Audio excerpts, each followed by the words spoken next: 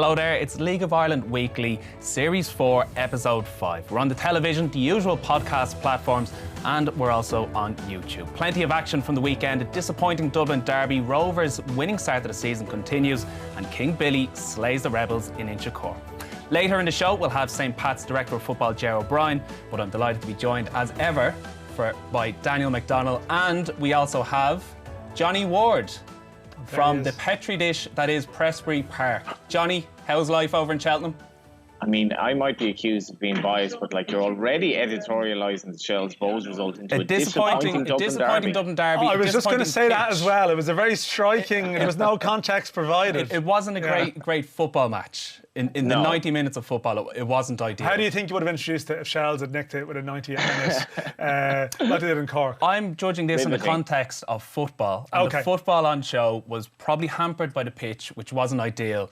And as a spectacle for the viewing public, we're trying to promote the League of Ireland here, as always, and it wasn't ideal. Okay, and I think you have to agree with me on that. We sort of believe you. Johnny, do we believe him? I'm not so sure. Yeah, in fairness, I was tweeting about Roddy Collins. He was given out about this game. Apparently, he said he left at half-time now. I'm not sure I'd take Roddy all that seriously, but Pat Finlan called this last week. He said the pitch was going to be problematic. It was very problematic. You're not going to play a Dublin derby like that on a pitch like that. You're not going to be playing champagne football in a game that was very, very important for both sides as well. Both haven't had a great start prior to that, and I didn't think it was that bad a game. I thought there was a lot of quality about the two goals. I thought Twardek's header for Wright's goal was absolutely brilliant, the ingenuity of it, and it wasn't a bad game. It wasn't a great game. It wasn't necessarily the worst game I've seen. The pitch is bad. We have a lot of problems in this country at the moment, and one of them is the quality of some of the surfaces in Ireland after all the rain we've had. But once the pitch is improved, so will the football. Hopefully, anyway. Plenty of football to talk about, but Johnny, you are at Cheltenham. What is the mood over there at the moment? Is it sombre in any way? Is anyone concerned about COVID-19 hanging over their heads? Yeah, there is a slightly strange, mood around the place. I think anyone who's drinking, obviously, is just enjoying themselves. They're just they've probably forgotten about all the troubles in the world, including the coronavirus. But, I know of a couple of journalist friends who decided to go home early. I had two friends who were to come over here who decided not to come. One has an elderly mother, one has a young son. And to be honest, I'm very blasé about health scares and all that, but this is a little bit different. I think, the more you read into it, the more concerned you are. And being honest, I've basically written a piece there saying I don't think racing should have gone ahead this week, but at the same time, I hope the League of Ireland might be okay in some shape or form, because obviously our crowds aren't that big, but maybe even if it's behind closed doors, because there would be so many ramifications if the football were just cancelled for a month.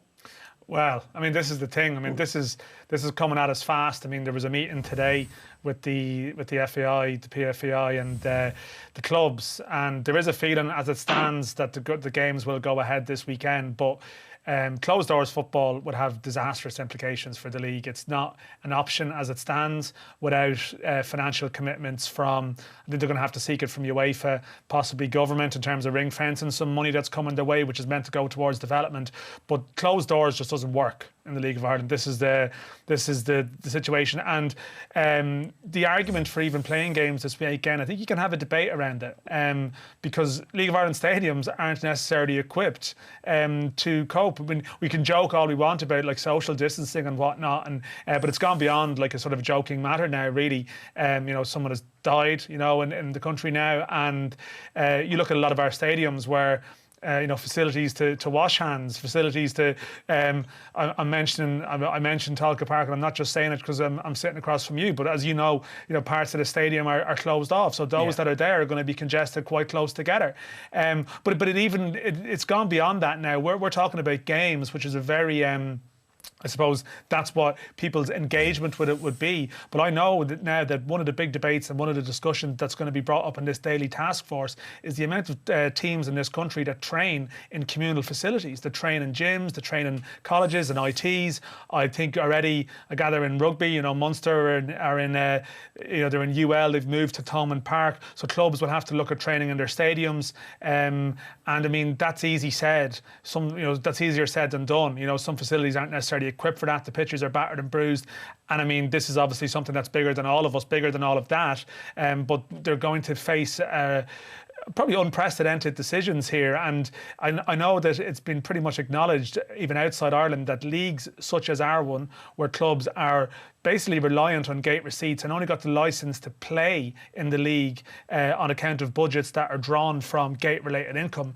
The idea that you can just go behind closed doors for a month and survive is just not realistic. Liverpool can go behind closed doors for a month and survive. You know, clubs that make massive amounts of money from TV can do that, but in this league they can't. So this is going to need strong leadership now, and like with all these things, of course, you know, sporting bodies can get together and have discussions or whatever, and then government will come in and make a ruling that, you know, that supersedes and hangs over all of that. So they're going to have to be prepared, and I think there's a lot of discussions going on. This is a very real thing, and I think, you know, the games may well go ahead this weekend, but I think beyond that we're looking at a stoppage, I think. So Johnny, what is the alternative then? Closed doors doesn't work. Is it just a blanket ban for fixtures for the foreseeable future? I don't know. I mean, is there any way that the clubs could set up some sort of a streaming service for fans to watch the games? I don't know. Dan might know more about that in terms of a short gap solution where fans would actually just pay to watch the game basically on a stream. I think they might be able to. Obviously, a couple of clubs have trialled that already in League of Ireland. But I spoke to Brian Kavanagh, the Horse Racing Ireland CEO, today in the parade ring, and he's basically saying, well, it's all down to the government. You know, the HSE issued a fairly stark tweet today. The HSE CEO. This is completely out of my comfort zone. I've no idea what's going to happen with this. But obviously, football is a small matter. It's just the people who would have come over to Cheltenham this week and who may have elderly parents or, you know, may have young kids, they now have a situation where they know that it's possible they're carrying a coronavirus that they won't know about for a week or two, and the possibilities that entails, it's actually quite frightening. So I don't think I've really taken in the repercussions of this, but whatever happens, it's going to be pretty disappointing. I've no idea what the answer is, and it's something the League of Ireland obviously could do without at this stage. Yeah, I think there has to be, though, a lot of foresight in this, in terms of football is obviously insignificant when it comes to such serious health matters. But we saw in the 2000 season with the foot and mouth crisis that Longford ended up playing 4 matches in 10 days. 5 days later they play an FA I Cup final, which they lose. So you have to plan it out properly, that if you are going to put back the season, or if there is going to be a blanket ban on fixtures, you're going to have to see when are we going to play these rescheduled matches. Yeah, I mean, I think the idea of a streaming service is well intentioned, but again, that will favour bigger clubs. Smaller clubs, you know, might be reliant on. I just think there's too many variables there. That I like the idea in theory, but in practice I don't think that's equitable in such a way that it's going to fill the gap. We do have a pretty dysfunctional league in terms of fixtures, as we know, and that might leave some room for manoeuvre if you had to stoppage. I'd be in favour of a stoppage personally, rather than a closed doors continuation. I mean, well, it's just the thing. It's a fair point, Shane. I don't know. None of us can really know. We can predict. Do you take a strong action for 2 weeks and hope that you return to normality after that? But I guess what if you don't? And as I said, none of us are health experts here, so we probably shouldn't be speculating too much on that. But I guess what we do have later in the season, if you want to bring it back to our world, and we know it's not as important as what's going on here, but just we have to talk about it, what might happen. You know, you might have to look at, I see it's been floated, the idea of getting rid of the League Cup, playing games on Mondays. We have this situation later in the year where you have the first game there, Dan. Now. Yeah, well, I mean, I think there's a, you know, some things might just have to go, John. I think you have the FAI Cup weekends later in the season, which, as we know, I mean, as it stands, Sligo Rovers don't have a home game for 5 weeks at some stage. So, you know, you could slot games in there. You could move the Cup to Mondays and move the league games to weekends, so that if teams get knocked out, it's not as much of a disruption. I mean, people are going to be unhappy with whatever is proposed. You look at extending the season, of course, which is something that arguably should be done anyway. But I mean, all the players in the league at the moment have contracts that say end of the season, and I don't think that will happen without assurances that the money will be, you know, the costs of doing that. And of course, it's not just player wages, which are substantial, but there's also other running costs as well, full-time staff, employees at clubs, people like that. And I mean, there's a lot of things about this league that aren't ideal. I mean, you hear anecdotal tales of clubs paying in cash, you know, people are on amateur terms and expenses and whatnot. You know, when it comes down to it, everything has to be pretty much laid down firmly. What are your costs? I know that the FAI are going to go off and do a projection on each club and how much each individual club relies on gate income and whatnot. But I mean, people might have contracts that are heavily appearance based, for example. You know, so there's just, when you actually dig down into it, I don't think you've even scratched the surface of the implications and the angles that you have to consider. And what we are dealing with here is something for our league that leaves it extremely vulnerable. I don't think you can, do you have to do things like, you can't really knock a round of games off the season because clubs would have got projections on 18 home matches or 19 home matches or done season tickets and whatever on that basis. So we're talking here now on Wednesday. Who knows where we're going to be next Wednesday? Johnny, we talk about a rejigged FAI. Does the leadership now that we have at the moment, is it strong enough to make these important decisions? I have absolutely no idea. I think it's far too early to say. It's funny, I met Paul Cook, who obviously was the interim CEO or interim deputy CEO or whatever he was after John Delaney's departure. Met him on the way in. Vice president now still, yeah.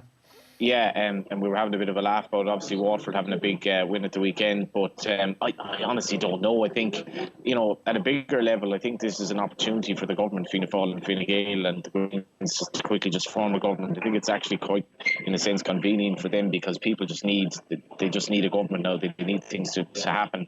I mean, this is obviously a massive issue for the FAI, and I think all the clubs would wish them the best in it. But as to whether the FAI is equipped enough to deal with this, on the basis of our experience of the FAI, it's not really equipped to deal with anything. But I would hope. Okay. Yeah. Connection's not great there. Yeah. Dan, you mentioned UEFA. Is there money that UEFA can subsidise the FAI anyway? I think that's what's been explored. I mean, UEFA do have a pit of money. It's not ideal for the FAI to be doing that in the context of a year where they've gone to to UEFA already. But they won't be the only league in that boat. I mean, we see what's happened with Linfield, where players actually tested positive, and so there's obviously they're further down the road, and I just gather from speaking to people today that there'll be the 10, 12, 15 leagues in Europe that are really going to be affected. And I guess what does a governing body of a sport exist for? Only to be able to deal with a crisis such as this. There is solidarity payments. The fear, of course, is that money that could be used for other things gets diverted here. But I mean, this is an emergency for some of these clubs, and there are people's livelihoods and jobs at stake. It's as I said, they are the real concerns. They're secondary to people's health, of course, but every small business in the country now has to somehow look at this and see how they're going to cope with it. And the small businesses that are our league clubs are no different to that. Is there enough communication between clubs that we, as a league, can be proactive as opposed to reactive? Well, I mean, they've had a meeting today. They're having daily meetings with representatives of the FAI, the league and the league clubs and then the players. I mean, I guess they're having a daily meeting. They're reviewing it on a daily basis. You would hope so. I mean, of course, again, one of the aspects of this league that you'll have clubs that pay 52-week professional contracts versus clubs that pay 36 to 40-week amateur contracts. So there's not a one-size-fits-all solution necessarily. I mean, and that's obviously one of the complications that you would face. But you asked the question to Johnny about leadership, and that's of course what you need. Now, I know that all football bodies have the problem that they can show X amount of leadership, but the government are making these decisions about whether cultural and sporting events go ahead. So, the FAI could, in theory, lay out, well, this is what we're going to do, and then get a phone call from government buildings, a couple of hours later, and it's rendered irrelevant. So, that is the problem that they face. So, I mean, from what I gathered today, and it may change tomorrow, and it may change on Friday, there's no indication from government that games this weekend will be affected, but I think there's no real certainty beyond that. Well, it's certainly a serious conversation, and it's a case of wait and see. Apologies for Johnny's abrupt departure there. Clearly hasn't paid for his data. We will be chatting football in part 2, and St. Pat's Director of Football, Ger O'Brien, will be with us.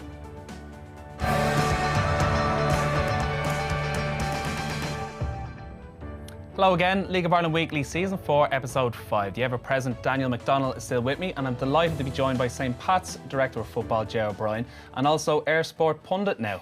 Yeah. Did you enjoy yourself at the weekend up in the showgrounds? Yeah, bar the rain. It was a really good game to be on, in fairness. Loads of goals. It was a decent performance by Shamrock Rovers, although they might have got we probably a little bit critical during the game at them, but having a look back at it, it was difficult to try and break down Sligo, but they managed to get the win in the end. Going up to Sligo, I believe it's the only away ground that Stephen Bradley hadn't won as a manager. It's Rovers now, best start of the season since 1965. What do you make of the Shamrock Rovers start of the season? Yeah, bar the Dundalk game, I think they would be expected to win all the games, and that's even in Dalymount as well against Bows. I think they've kicked on right from probably the last half of last season, and then obviously getting the cup final win against Dundalk would have taken a big pressure off them at the start of this season. The fixtures have been kind to them as well. Cork are home and Waterford, they've managed to go and get good victories there, which is but listening to Steve McPhail even after the games the other night, he said it's only a platform for them to go and build on. May last year they might have been 10, 12, 13 points clear. So yeah. Johnny Ward will never forget how far clear they were. Yeah, it shows how quick they can get reeled in by a very, very impressive Dundalk side, and they're breathing down their necks. Mentally, how big a win was it? Because, I mean, they've gotten over the Bows hoodoo's gone, they've gotten over Dundalk now a couple of times, and Sligo, they were a bogey team for them as well. Yeah, I mean, I guess they've won all these games with late goals. I mean, I know what was the McAniff goals, sort of 72, 73, or in that sort of territory. So yeah, they've had probably setbacks in all of the games, and they've come back out on top of all of them. So I guess it is. I mean, I suppose it is early days. Like you're wary of making dramatic statements about this is their year, or this is this. But again, I think what they've done is they've probably shown they've a bit more depth to the squad, and even, for example, they tried something with Gaffney and Green up front together, didn't work. Able to sort of mix things up, bring in Dylan Watts, and sort of overload that midfield a bit more, and they got out of it. They problem solved, I guess, and they are the things that they take something from. I took something a bit different from the game. I didn't think Sligo Rovers were that bad. I know that considering they're missing so many players, they're missing like a lot of players. Defenders, especially. They have to bring on their new striker, De Vries, almost as a midfield player. I saw Cork on Friday, and I saw Sligo Rovers on Saturday. And you look at Sligo, and they still think when everyone's back, they have experience around the league. And I think they might actually be okay in the end. I mean, I think they're going to be probably down there just because it's very obvious to see. But they still put it up to Shamrock Rovers. They had a period after half time where you're thinking, God, could we be on for a shock here? And then Rovers got on top of it, of course. But I don't know what you made of Sligo, Ger. You know Liam very well, so it's they're still going to have a tough season. Yeah. But I don't know, I was took some weird encouragement from it given all the absences they had. Yeah, I think he needs his players back. He's missing some big players, and he lost some important players in pre-season through injury as well, which hasn't helped things. The manner of the goals, the first goal and the third goal especially, would be really concerning though. Now, in fairness, having watched it back again, he only made he was forced into a substitution. He moved Gary Buckley back into centre-back. Who done well. He did do well, but probably within 2 or 3 minutes, for a player of Jack Bourne's quality to get a ball, take 2, 3, 4 touches without, and I think at the end there was 4 Sligo players around him. Nobody even put a hand on him, and he was able to find the bottom corner. And the second goal, the third goal for the run down right on the end line, and I think Seymour was running with him and didn't even put the ball out for a corner, and it's a little pull back. And again, Aaron Green's an acres of space inside, 8 yards outside in the box, and it's a hat pin which killed the game really off, because even at 2-1. They've, as Dan said, they had done so well in the second half to kind of settle things down and frustrate Rovers really into making changes. And even at 2-1, if they had stayed in the game a little bit longer, thrown the kitchen sink for the last few minutes, they might have got something out of the game. I definitely think they're due a result. The league position is a bit unfair in them maybe, but having said they're due a result, going up to Derry is not ideal. No, it's not. They've a tough weekend, in fairness. Derry's a really tough place to go now. It's a big pitch, but in fairness to Liam's teams, like Liam likes to get the ball down and play. It's just a matter of trying to get his best players back as quickly as possible, and not even his best players, experienced players back as well, which will help. And then the problem is, you don't get a result up in Derry, you have a very, very quick turnaround for Waterford on Monday, which is a really, really tough game. Okay. Well, gents, let's turn our attention to St. Pat's. And yesterday, I had the pleasure of interviewing St. Pat's manager, Stephen O'Donnell. Talk to me on a day-to-day basis, training. Do you have the shorts on, boots on, mucking in yourself, or do you take? No, more? I don't get involved really in the sense of participating or that. I'd like to watch. So we have Patrick Craig and Shawnee O'Connor who do the coaching and are excellent coaches and very thorough. So we'll have our sessions sorted and that. And then if I take it backwards step, I suppose, and just watch training, because I think if you're stuck in the middle of it, you don't get to see every part of training. You're more worried about how the session's going.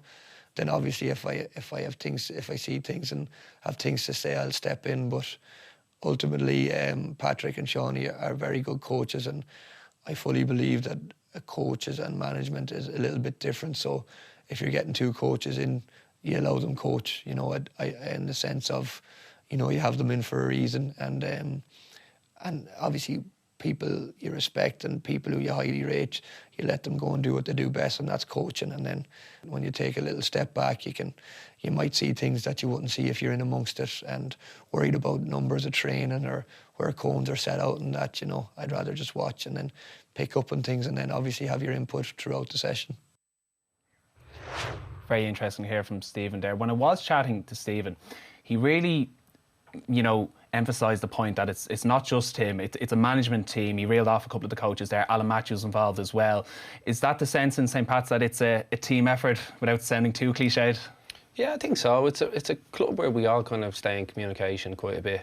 Myself and Stephen would speak regarding, you know, players who are going up to the first team and looking at younger players who are trying to bring into the club. It's great to obviously sit down with parents, with the likes of Stephen beside you as first team manager, to kind of say, listen, there's a pathway here and stuff like that. But just from knowing Stephen in the last kind of 6-7 months since he's come into the club, he's that kind of guy. He's just really easygoing. He's, you know, we'd speak regularly on bits and pieces, but it's important for any manager, and he's a young manager as well, to have people around him that you can trust and bring in. And obviously Alan Matthews is there in the background now with experience, which is great. Someone there for Stephen to lean on, but he'd be very, very close with Patrick Craig. He would have played with him in the UK and stuff like that. He would have grown up through the academies over there and stuff. So, you know, he has someone in there that you can trust, and Shawnee as well. Shawnee's been there a long time. He's working with the academy as well. So the whole thing is aligned together, which is fitting really well at the moment. Yeah, I was just going to ask you, because I know that this year they've brought in players like Ben McCormack, Dara Burns on professional sort of contracts. Is this, like, I think Pat's in recent years maybe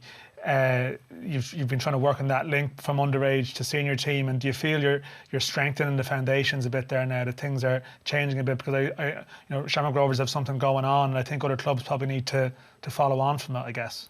Yeah, well, I think at the start of pre-season, I think we had 7 players who would have come through the academy system. And the thing about it is, it's when you're bringing them in from schoolboy clubs, you've got to appreciate the work that the schoolboy clubs have done with these players. It really is fantastic. But I'd like to think we're taking them on again to another level. And if you look at the likes of Brian Marr, who's gone out on loan, Paul Cleary's gone out on loan, Rory Feely was playing in the underage, he left for a year, got into the first team, left, went to Warford, came back. Luke McNally, Jake Walker, Darragh Markey, Jamie Lennon, they've all come through with Pats in the underage over the last few years to get contracts, and that's what we're able to show. And the likes of Dara Burns, Ben McCormack now have gone on professional contracts. There's probably 2 or 3 more who are very close to doing the same, and that's something that the owner wants. He wants us to go out and identify the best talent that we can and work really hard with them, rather than going around the same players over and over. We want to try and produce players through our own academy with good habits, with the St. Pat's ethos and beliefs that they have and the principles, and someone that actually really cares about the jersey because they've been there for so long. Looking at this weekend now, Friday night, up to Oriel Park, League champions. Good platform to take, getting 3 points against Cork going up to Oriel? Yeah, I think it was important. You know, the Shells game could have went either way, in fairness. What Stevie would have been, and he was really disappointed about, was the set piece. You know, to concede a set piece in a tight game like that, especially Shells had started really well with set piece as well, and I think the team knew that. So it was important to get the win last week. We've got to build on that now. It's a tough place to go. Listen, Dundalk, they're the champions. They've gone up to Finn Harps last week and won fairly comfortable as well. So it's a big weekend.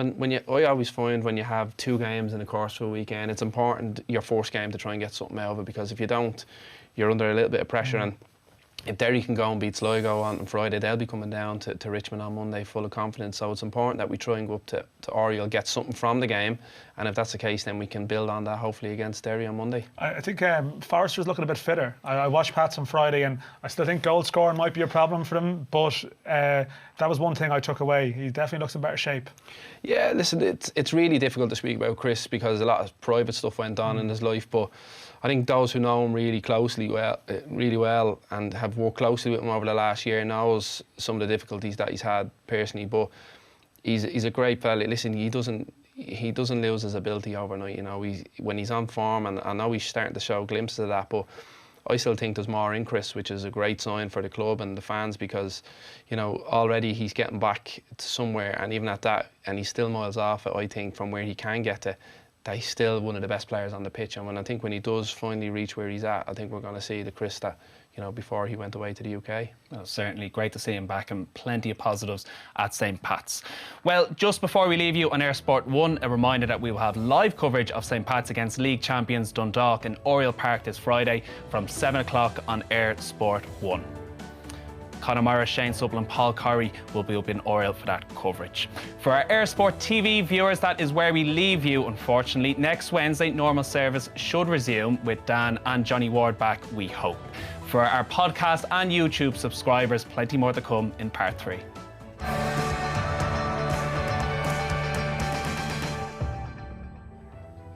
Hello again, League of Ireland Weekly, Series 4, Episode 5, Part 3, bonus content. Podcast subscribers and our YouTube subscribers.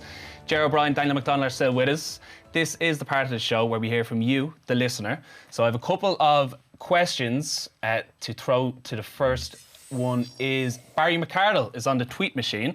What are the possibilities of being able to watch a match on TV or live stream it if matches are only allowed to be played behind closed doors? Daniel. We're sitting in a TV studio here at the moment. I'd like to say I cannot speak on behalf of Air Sport. These decisions are over my pay grade. Well, we touched on it a small bit earlier on. I'm not so sure. I love the idea in theory, but in practice, how many people are going to pay to watch a stream of pick your two smallest, your two smallest supported teams, whatever it might be, and then you've got a problem, and if it's meant to substitute gate revenue in any way, I don't think it would work. It might be bonus income for clubs, but I don't think it's going to get away from the problem that, whatever they've projected to, I don't think that can really replace it because it's too unpredictable. And who does it? Yeah, there was a streaming service last year for Dundalk and Cork games, and I think Shamrock Rovers did one for one of the Europa League ties. And again, it will work for some, it will not work for others. If all the games are at the same time, then people who might, in theory, might only watch one, will naturally only watch one. So I think it opens up problems. As I said, none of us really know where this is going, and that's what I'm saying earlier on. You asked me the first part, when do you stop for? And I guess I don't know what the answer for that is. You could stop for 2 weeks, but if it gets to the stage where this might be going on for 3, 4, 5, then you get to the stage where you think, do we need to look at options here? But I don't know. Ger, you've been a player, right? So if we are now in these, and it's very hard, I know, to just speculate on this topic, but if the mid-season break went, if the option of the season being extended was raised, players might have plans, holidays. Some people, part of players like to work over the winter, whatever it might be. There's complications with this, isn't there? Oh, massive complications. And like we were saying earlier, if they shut it off for 3 or 4 weeks, you might only be missing 3 or 4 games. But does everyone have to stay at home? Are players allowed to come in and train? You're probably talking 2 to 3 weeks before players really lose their fitness as well. Which is a very it's a massive thing. All of a sudden, then you're back into 2 or 3 weeks. Teams and managers are going to want 2 or 3 weeks of more training before they go into games again and stuff like that. So I think there's a lot of complications with it. I don't think it's going to be straightforward. Me personally, someone who's been involved in the League of Ireland for such a long time, there's no way I think behind closed doors can work. I think the league is just too small for that. Unfortunately, it's looking like we're going to head to some sort of a decision's going to have to be made. But listen, as Dan alluded to earlier, we're going to have to get state funding. We're going to have to go to UEFA and stuff like that to keep things, I suppose, as Dan said, where clubs can meet their projections. The FAI can't really take let's just raise the scenario A, which we don't want, but club doesn't pay their players. The club can say, well, the reason we can't pay their players is that our budgets were approved based on X and we weren't able to play the game. So I think that would happen. Yeah, of course. So you would end up down a road here. So I saw the early statements and everyone seems like they're willing to work together, which is encouraging, but they're going to have to, because you can't have people heading off in different directions on this. They all have to be on the same page. Well, it is a case of going into the unknown. Conor Maddock is on Instagram. Ger, I'll throw this one at you. Could Jack Byrne be the first 7-figure transfer fee to a League of Ireland club? 7 figures, so $1 million plus. Do the maths for you. Yeah, thanks for that. I'm not sure, being honest with you. Listen, I think he's probably, since Keith Fatty, the most exciting player that I've seen in the league. And, there's been some really good players since, the likes of things like Richie Towell, Daryl Horgan and people like that. I'm not so sure. I don't think anyone's going to come into this market and pay 7 figures just yet. just the way contracts. I don't know what way his contract is. I think there's a short answer to that. No, Yeah. and it's because of his contractual situation. Yeah, I think if he had a chance. 3-year contract or something like that, and he Yeah. was ripping her up every week, the problem that it is that, you know, you come to the end of next season, someone's going to say, listen, we'll wait a year for you and we'll get you for nothing. And unfortunately, that's just the way it is. Will it be a big fee? Yeah, potentially, but I think that's really going to depend on Jack. You look at Graham Burke's situation and watching the piece last week, Graham seems to be very much comfortable at home playing, and he's able to earn a decent living playing here and playing in an environment and with family and friends that he wants to be in. Jack Byrne might be the exact same, but I'd love him to get another crack going back over, because I definitely think there's more in him, and I'd love to see him playing at the highest level possible. If I was to twist the question, if Jack Byrne is playing in League One or the Championship, how much is he worth? It's a good question. I mean, it's like he's played international football. I'm not going to repeat myself and be boring, because it's a question that punters love. Yeah. But football is economics. It's based on someone's contract, and that's it. Like, how many players move from League One to higher divisions for big amounts? It depends on their age and what their potential would deem to be. I think with Jack, what would count against him probably is that he'd been at clubs in England before. But at the same time, I mean, he could end up being a very good buy for someone as well too. And I think realistically, I think if Jack had moved over the winter, I think you would have been talking about a couple of €100,000. That's what you would have been realistically talking about, because his contract is for the remainder of this season. Now, I don't know if Rovers have tweaked it since, but my understanding of his contract would be that he would go for less this summer in that event. So that type of money, it's sort of, I know what you're saying, how much is he worth? Like, I don't know, players come from outside the England to Scandinavia. Now, at the same time, like Jack Taylor from Barnet, who's in the Irish under-21 squad, went from Barnet to Peterborough for, I think, £500,000 with the option of it rising to $1 million. So there's an element of respect that comes. And yeah, maybe if Jack was playing, and Jack Taylor is maybe 2 years younger than Jack Byrne, maybe. So I mean, he could be worth at some stage in his career. He could be worth more than £1 million, definitely. But a player coming from here isn't going to command that money, unfortunately, at the moment. Okay. Our final question is at backpostheader on Twitter. Kieran is his name. Player you'll be very familiar with, Ger. Will King Billy be a starter for Scotland at the Euros, or will he be on the bench? And that is providing Scotland qualify and also providing the Euros goes ahead. Do you know what? He's done really well since he's come in. He's your typical old-style wide player who likes to get on the ball and dribble at people. He likes to play on the opposite side by the looks of things. You know, he can tie a full back up and not quite quickly with the way he checks the ball and stuff. I think we'll see the best of Billy now when it comes into the better pitches and stuff. You know, I watched him against Shelbourne and he looked bright in the first few minutes, but the pitch was in really poor condition in Tolka, and it just didn't suit his style of dribbling. He's an exciting prospect for Pats, definitely. When there was breaks in play the other day, when he got on the ball, there was a very distinctive Scottish voice in the crowd that was just screaming at him the whole time. Can we clarify? Is this a relation of Billy King? But it was. There's a few jocks now supporting Pats. It was like the whole thing where like underage football, where like a dad just screams at his own son and ignores all. Get in the box, son. Get in the box. It was. Even Martin Rennie wasn't getting that much of it. Like, it was just Billy King. So it's either a new Scottish contingent supporting Pats, or as a family member. I thought you might know. But no, all right. Well, that brings us on perfectly to our next chat point, super signings. We've touched on King Billy. His name is actually Billy King. Orange boots, ex-Rangers. How far do we want to go with this? King Billy slays the Rebels in Inchicore. We've been through that. Chris Twardek.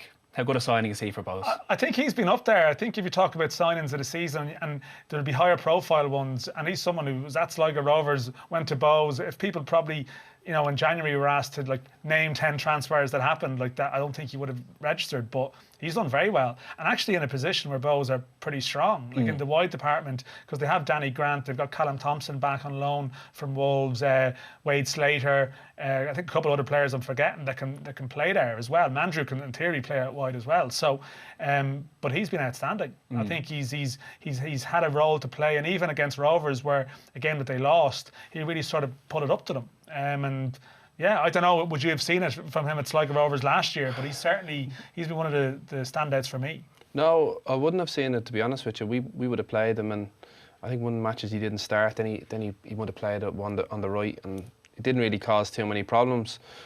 But that seems to be the way things go at Bows at the moment. The last couple of years, the way Keith Long and Trevor have worked is that they're bringing in players, either young players back from England, or players who've kind of bounced around the league a little bit and given them, I suppose, new life into them. And himself, he's done really well. I've been impressed with Malinoff, Derry. That's a good match. I watched him in the second game against Finn Harps. He came on and really done well. And just by pure coincidence, I was in Sheffield United the week after, and I spoke to Jack Lester, the academy director, and he was asking, how tough the league is, that they have high hopes from. So he seems to have got better and better. He seemed to have got a very good goal against Bows, and he seems to be at the thick of things now. They say there's no wingers anymore in football, but actually you look at the three we've mentioned, they're actually wingers. If you throw in Billy King as well, and Mallon's real out and out wide player, I think. Twardick was man of the match in that Dublin derby as well, involved in both goals, so it's great to see. He's been excellent. Another I was going to mention, and I think Ger shares my view, I think Liam Scales has been really good for Shamrock Rovers, that he's come into 2 games in an emergency due to substitution. He stepped in for Joey O'Brien. O'Brien. Done very well, and Bowes the opening day as well. And then again on Sligo Rovers at the weekend, even just how he steps out and passes the ball, and with that 3 at the back, it really suits them. He gives a good balance with his left foot. He would have played in that formation for UCD last year. They would have played with a 3, and he steps out really well with the ball, really elegantly. And you've also got Neil Ferrugia as well, who's playing as a wing back. Neil has been really impressive in the last kind of 18 months for UCD as well, and I think both of them are going to have big futures. I said it the other night on the telly, is that Stephen Bradley has done really well. He's gone out and signed quality rather than quantity, and those two are definitely 2 players who are going to have long, bright futures in the game. Yeah. It's interesting, like the Dock have signed Nathan Adu, and now, like, I think Rovers plugged the gap in their squad. Like with Gaffney, that extra striker, and probably with Scales, the extra defender, they've plugged the gap. I know the Dock over the winter were they started the season a front man down or an extra attacking option down, and they've signed him now. He's ex-Spurs. He's played all around the world. I'm always very hesitant when someone says, "Oh, he's ex-Spurs, he's ex-Rangers." Has he made an impact at these clubs? I mean, just because he's on the books doesn't mean that he's going to be fantastic. But that's the description. Of course, and then listen, there's plenty of ex-Liverpool. It's factually correct, but how relevant is it? But how would you describe, if you were doing a piece, Shane, on Alex O'Hanlon, how would you describe him? Shelburne left full. Yeah, would you? No, I wouldn't. I know for a fact you wouldn't. So no, I do take your point. Like it is. I mean, that's the reference point that you need for someone, of course. And some were longer at clubs than others. Jack Byrne. Is Jack Byrne ex-Man City? Is that wrong? I mean, he was there for a number of years, played in the Youth League. Whatever Troy Parrott does the rest of his life, hopefully, he keeps pushing on. But it's just interesting. I think they needed probably an attacker with a bit of pace as well, another option. And I know he's primarily a winger, but they seem to think he can play through the middle, and that's maybe an option that they've needed at times, and maybe in Europe as well, a sort of speed through the middle as an option off the bench, rather than Hooban or Kelly, who are excellent. But it's just to have something a bit different. He looks exciting from him. Yeah. And as Dan said, you would say, like, his pedigree is, I think he played once for Spurs. He might have bounced around. Yeah. The only concern would be the last couple of clubs. I don't think he got let go in Israel. There's a picture of him in a Spurs kit. Like, no, I'm not disagreeing that he didn't play for Spurs. There's any suggestion he's never been to the ground. I think then we've got a bit of a problem. Yeah. But I think you're right. I think it's probably one of the final pieces to Vinny's jigsaw.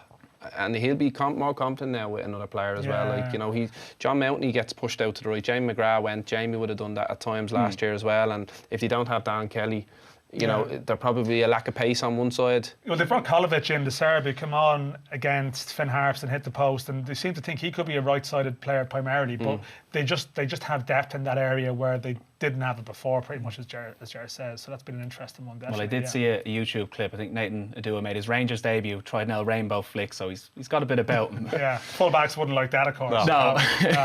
Well, a team that has a bit about them, Shamrock Rovers, they welcome Finn Harps this weekend. A foregone conclusion? Yeah, you would have thought so. I mean, I've actually been pretty positive about Harps the last couple of weeks, and a bit surprised they just got done 4-0 at home by Dundalk. Now, I don't know, I guess maybe mentally some fixtures more than others they're going to target for points, but they did take points off Dundalk early last year. I think Rovers at home in Tala, good surface, good squad. I think Harps has said, like, they're just not clear. It's not a sort of foregone conclusion that they're just going to be down the bottom this year. I think they'll be in a relegation battle, definitely. But I think these games aren't the ones where they take points. That man will be as optimistic as ever. He'll be buzzing with that prediction. Tell us we're gone. Tell us we're gone. Yeah. Talk to me about Cork Bows. Neil Fenn under a bit of early pressure? I'd like to think not, to be honest with you.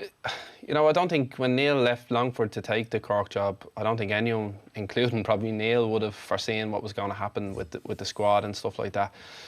He has a lot of young players down there. A lot of trialists have been coming in because we'd known Neil from being on the pro licence. You know, he was trying and get experience in during the season. He's taken in some loan players from the UK as well. It's been a rough start, there's no doubt about it. A little bit of a better performance in Inchicore last week. It was important that they got the result against Finn Harps a few weeks ago. I think that helped a little bit. But I think if Neil needs to just get a little bit of momentum, he needs the big players, the likes of the Gerard Morrisseys and stuff like that. Alan Bennett, I know he's not going to probably play too much, but he needs him to be a proper, you know, off the pitch and try and rally the young players. But it's going to take time for a lot of them young players. A lot of them have only played 19s football, so you have to give them a little bit of time. I don't think, from a Cork's point of view, whether that's fans or the people involved in the club, should be looking for anything other than a little bit of stability this year. You done it last year. How difficult is it to just step in and muck in? Yeah, it is. It's tough, being honest with you. So he needs time, and Cork need to get behind him. You know, it's a pity to see the crowds have dwindled so quickly, like, you know, and I know people use the phrase a bandwagon and stuff like that, but it's important that the people of Cork get behind, you know, Neil and in Cork, because, you know, it's a really tough place to go, and no matter what type of Cork side is out, but he'll look at Bowes coming down the weekend. He's got to target points in that game without a doubt. They're almost the least experienced team down there. That'd be my concern. Like, that'd be my concern for Cork, that they have to learn fast. Shells Waterford. Shells looking to bounce back from the defeat in the Dublin Derby. Typical, straight to the Shells angle. Waterford knocked one in from 35 yards last week against Derry. Waterford did. But, Waterford are an exceptional, talented football team when they want to be. But I think the interesting thing about Waterford relative to, say, even Cork, I mean, listening to Neil Fenn last week, and he's talking about games they can look for points, and Pats are challenging for Europe, and Waterford have beaten Derry and they've beaten Pats. They've got 3 points, and again, they've won both of the games as well. And 2 great goals last week as well, Sam Bone and Shane Griffin. And that's something. Like, it gives them a bit of a platform into the season, because I think Waterford, you would expect them to, you know, financially they're not necessarily in a great place, but they've won a couple of games. They know how to win, and that'll stand to them. I don't know, Shells, Waterford this week. It's a game that Shelbourne will have to target, because I mean the next one of fixtures for Shells, Waterford at home, Harps away, Sligo away. So realistically, from a Shelbourne point of view, they want to stay up this year. So the next 3 games are crucial for them. I think the big, like I said earlier, the double headers on the weekends are huge. I think Ian Morris will be targeting 6 points this weekend without a doubt. He'll fancy, you know, beating Waterford and going up to Finn Harps in the rearranged game. I think if it was me, and looking, their home form has been okay in the sense of last season as well in the first division. They pushed Dundalk really close to give a really good account of themselves second half. They've beaten Pats. I think we'll want 6 points from this weekend. We've touched on it somewhat earlier though, Derry Sligo. Yeah, I mean, as much as I thought Sligo, there's encouragement there across the season that they might be okay. It's tough, but Derry have been very in and out. Like, they played really badly against Finn Harps. Then by all accounts did well against Bowes. Player turnover there as well. And then they've gone and lost in Waterford, and Declan Devine said no real complaints about the outcome. So yeah, you're right. There has been player turnover, but they still have good players there. Sligo need to get a point on the board, but at the same time, Derry to me they're contenders for third. But I mean, there is early season inconsistency, but maybe that inconsistency is just going to be there with all the clubs below the top 2. I mean, you sort of have to accept it's just going to be a bit of that with all of them. Who are the contenders for third then, realistically? Derry, Bowes, Pats? Yeah, I think that's fair to say. You know, looking at that was the case last season as well with those 3 clubs. I do think the other 2 are just a little bit too far ahead at the moment, but I watched the game, Derry and Finn Harps, and I was actually really surprised. There was just no rhythm to their play, and last year I would have been a big fan, even playing against them. They came to Inchicore and beat us 3-0, I think, early on in the season, and they were outstanding. And I think Decky's just going to have to try and find that balance at the moment. You're right, they're good players, but that doesn't mean that it's going to tick. And, you know, Conor McCormick's come in from Cork, Conor Clifford's come in from Pats. He's got a new couple of loan players in. Stephen Malin started the first couple of games he started. They've got the boy who played in Figueroa, who played in Waterford as well. Yeah. And he's got the Tim Nielsen hasn't scored yet. Tim Nielsen up front, who I know they rate up there from talking to some of the lads. So it's trying to kind of put pieces into the jigsaw and try and get everything to work. It's not easy just to throw 11 players on the pitch and say, right, they're all brilliant, go and play. You have to kind of work it. And last year you had that rhythm and that fluidity to their game and consistency. But I think if they do get a bit of momentum going, I think they'll be right thereabouts for the 3rd place. How long do you think that will take to get that bit of momentum going? I don't know. I mean, like, we could have an interrupted flow in the season now as well. I mean, this is the thing. So all of those things are up for debate. We do, in theory, have a mad run of games coming anyway, particularly for the European qualifiers. But yeah, we're returning to the team at the start. I mean, we could be having a very different discussion next week, Shane, unfortunately. Okay, well, we certainly will wait and see what happens. My thanks to the lads. My thanks, as of course, to Dan McDonnell and to Ger O'Brien for coming in. Thank you very much. Normal service, we hope, will resume next week with Dan and Johnny, but it is a case of we'll wait and see.